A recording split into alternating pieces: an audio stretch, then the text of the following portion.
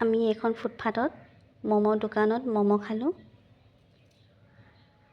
তাৰ পাছত আকৌ বেটা আইচক্ৰীম খাব মন গ'ল, আইচক্ৰীম ল'লোঁ। তাৰপিছত আকৌ অলপ বজাৰ কৰোঁ বুলি অকণমান ৰেচন লোৱা হ'ল।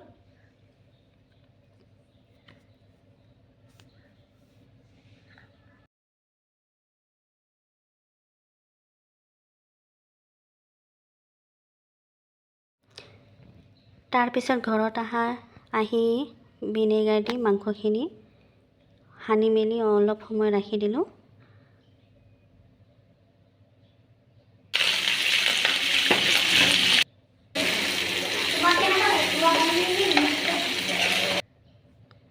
তাৰ পাছতে মাংস বনাই মেলি ঢাকি মেলি দিলোঁ। তাৰপিছত এয়া ৰেডি।